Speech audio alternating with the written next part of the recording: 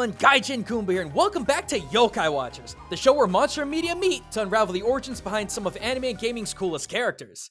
So, about 3 months ago, I made a quick trip to Japan to grab some pictures, footage, and information for this very series, hitting up places like Yanagimori Shrine, or Otanuki-sama as its nickname, Chofu, the second home of yokai legend Shigeru Mizuki, creator of Gegege no Kitaro, and finally, Kappabashi, Tokyo's kitchenware capital that also seems to be overrun by dish-headed turtle boys. Or should I say turtle girls, because seriously, there were beautified Bonnie-less Kappa everywhere here. So imagine my surprise that as soon as I get home, there's an entire anime revolving around the place. Sarazanmai is a stunningly beautiful anime about the complexities of emotions, relationships, and coming to terms about one's inadequacies and secrets.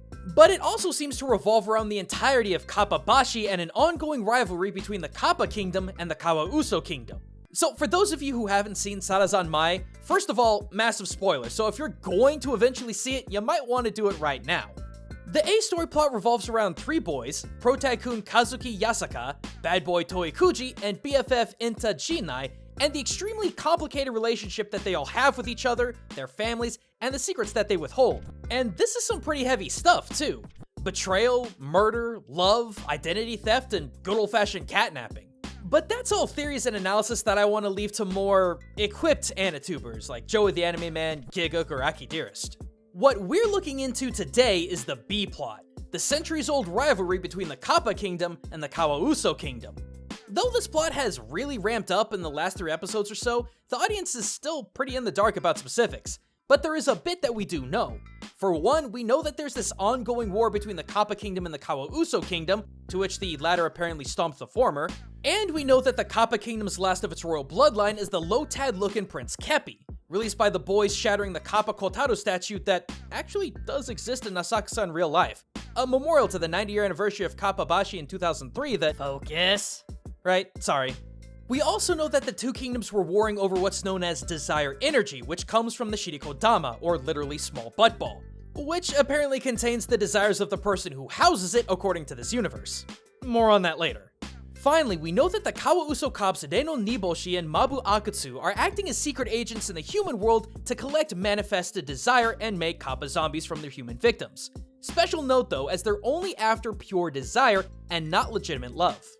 Put a pin on that because that's actually going to be a really important point later. A lot of weirdness to take in and a lot of questions to answer, right? Well, for this episode of Yokai Watchers, I want to see if we can answer some of those questions by breaking down the folklore behind these 2 yokai and see what light they can shed behind some of the whats and whys of this entire series. Little G? With gusto! Yo, to, sha, kai, in, es, zai, zen, kyukyu no ritsuryo! First off, let's break down our turtle lad and see if there's anything we can glean from their origins. Kappa, also known as the Kawataro or Kawako, all of which meaning river child, are bipedal reptiles that stand roughly the same height as a human child. Their bodies are covered in scales and skin ranging from mossy green to deep blue to even red, with a rock-hard carapace on its back. Their heads have large indentions used to keep water in, as that water acts as their source of power. Should it be spilled out or dried out, the Kappa loses its superhuman power and is completely vulnerable. But this is all stuff I know a lot of you already understand, so let's get to some of the weirder things about these lads and lasses. According to Matthew Meyer's Night Parade of 100 Demons, Kappa are also equipped with webbed 4-fingered hands for swimming, yet curiously are completely without thumbs.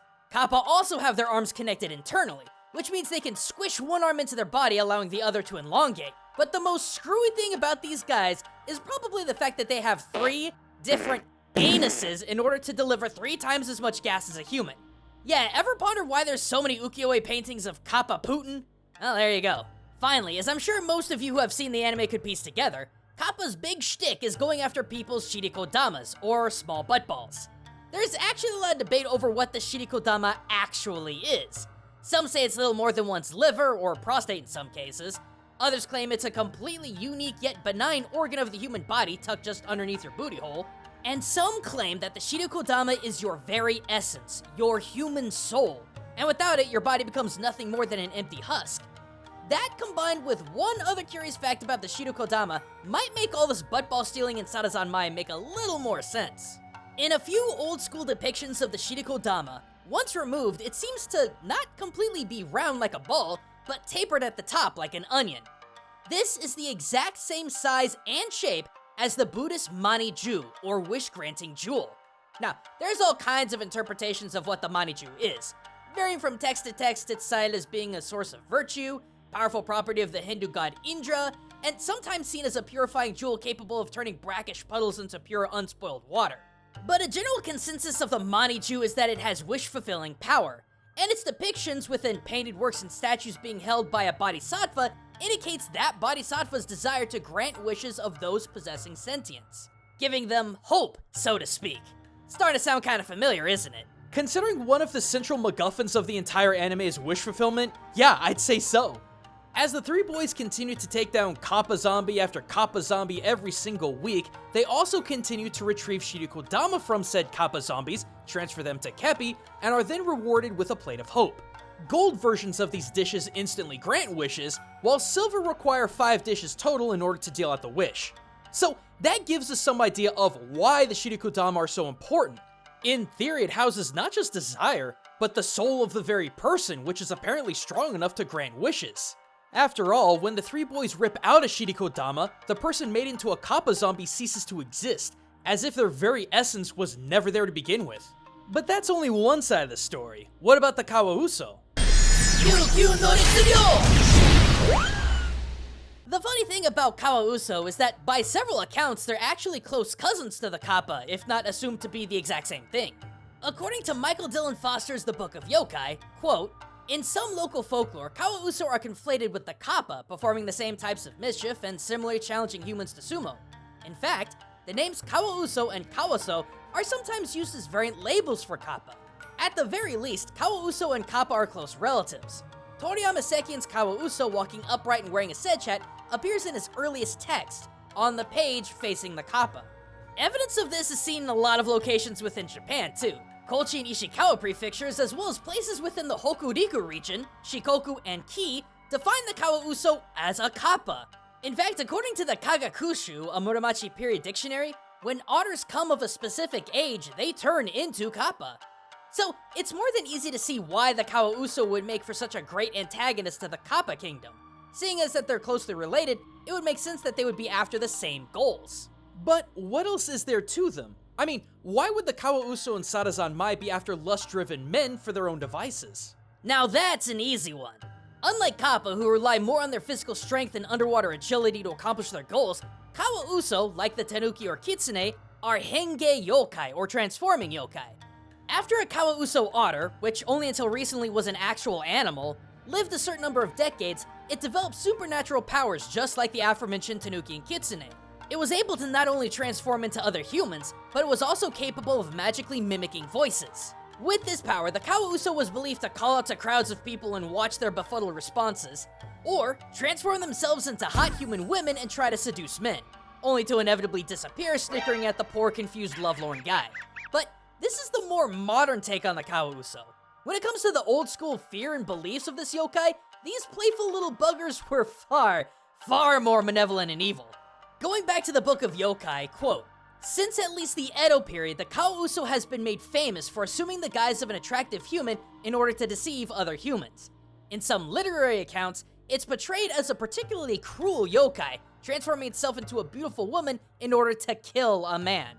Why exactly would they transform into babes luring men to their deaths? Well, there's a couple of theories. Going back to Matthew Meyer's Night Parade of 100 Demons, quote, "Occasionally, Kawauso commit more violent deeds. In a few instances near castles in Ishikawa, a Kawauso dressed up as a beautiful young woman and lured men to the water's edge in order to catch and eat them, discarding their half-eaten bodies into the moat. And this is not the only time and place this happened. Within Kaidan ghost stories and essays of Edo, such as the Urami Kanawa, Shifu Goroku, and the Taihei Hyaku Monogatari, there are multiple accounts of Kawauso turning into women and eating men. But the most interesting thing of all is that Japan isn't the only country that has folk stories of shape-shifting murderous Kawauso either. In China, books like the Zhenyiqi, aka Discerning the Marvels, and Soujinti, aka In Search of the Supernatural, tell similar stories of transforming evil otters. So for the Kawauso of Sarazan Mai to be contemptible, murderous pretty boys obsessed with the desires of others isn't such a strange concept, is it? Not at all. In fact, it potentially explains a lot about the plot and characters. Deo and Mabu are, well, let's not beat around the bush here, they're hot. And not only are these two Bishi boys gorgeous, but they're also very, very physically suggestive. This absolutely mirrors the Kawauso of Folklore's propensity to utilize forms and behaviors of attractive humans to achieve their goals, whether it be pranks or assault. But there's more. The Kawauso's icon, which is plastered on literally everything that has to do with them, their badges, their desire processing facilities, their gigantic extraction taiko drums, I do mean everything, is symbolic to their connection to physical desire. The otter is pretty obvious, but it's in the middle of a heart. Considering that we have yet to see the Kawauso go after someone who has had other desires, like, I don't know, overeating, and the fact that they aren't exactly playing benevolent matchmaker, I think it's safe to assume that the lust spectrum of desire is what these otters are all about.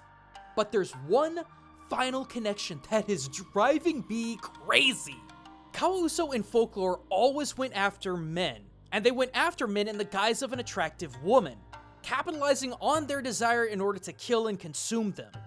Anyone else besides me seeing the same thing in Sarazan Mai? In every instance of the Kawauso cops utilizing a human to steal their desire and turn them into kappa zombies, they're always men, and they're always physical desires. By identifying potential targets' lust for one thing or another, the Kawauso are able to capitalize on it by killing them and consuming their desire. Isn't that exactly what Kawauso of Folklore do? Capitalize on their target's physical desire in order to kill and consume them? And that just makes me wonder, if all of the above isn't just some giant coincidence, could it be possible that the Kawauso Kingdom in general are the ones who are acting as catalysts to these men obsessed with their embarrassing desires?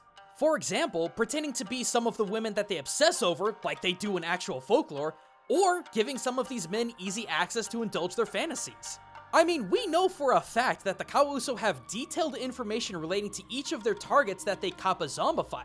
So who's to say that they're not the ones pulling the strings? I don't know, man. There's a dozen different things you can glean off this. We didn't even mention the pun of Kawauso, with the word uso meaning lie, and the Kawauso in both Folklore and in this anime are nothing if not extremely deceptive. But I've also read that there's a ton of different puns in the show that make for more world building, so who knows? Well, either way, thanks for watching, everyone. If you were really digging that lo-fi hip-hop beat at the beginning of this video, that's actually from a game that I've fallen in love with called Rising Dusk over on Steam. A stylistic puzzle platformer themed completely around yokai. And if you're half as nuts about yokai as I am, I think you'd really enjoy it. And who knows, you might even see some familiar faces. But if you're looking for even more yokai and games and anime, be sure to check out the rest of Yokai Watchers right here on this channel. And don't forget, we also have Witch Ninja and Culture Shock right here if you're looking for more broad topics. But until next time, everyone, this is Gaijin Goomba, signing out.